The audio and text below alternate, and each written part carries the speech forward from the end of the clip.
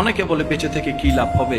আইসিইউতে যারা আছে তারা ফরিয়াদের পর ফরিয়াদ করছে, আল্লাহ একবার সুস্থ করে ফিরিয়ে দাও, একবার সুস্থ জীবনে ফিরিয়ে দাও, একবার বাসায় যেতে দাও, একবার আমার সন্তানকে বুকে লাগাতে দাও, একবার আমার স্ত্রীকে দেখতে দাও, একবার আমার স্বামীকে দেখতে দাও, একবার আমার মা বাবার চেহারাকে মন ভরে দেখতে দাও, আল্লাহ একবার দয়া করো, একবার দয়া করো।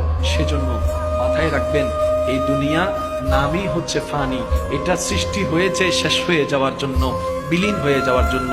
তাই বুদ্ধিমান সফল সে ব্যক্তি যে ব্যক্তি এই সৃষ্টির খুঁজে নয়, স্রষ্টার রহমতের তালাশে নবীর প্রেম নিয়ে নিজের সাধ্য মতো নেক আমলের জিন্দেগি করে যাওয়ার চেষ্টা করে, আশেপাশের মানুষের অন্তরকে আল্লাহর সন্তুষ্টির জন্য খুশি রাখার চেষ্টা করে। আল হুব্বু ফিল্লাহ, রবের ভালোবাসা পাওয়ার জন্য রবের সৃষ্টিকে ভালোবাসবে।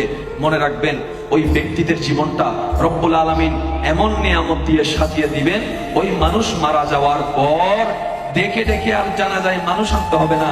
যারাই শুনবে নিজ দায়িত্বে কাজ পেলে জানাজায় চলে যাবে দোয়া করার জন্য। সুবহান।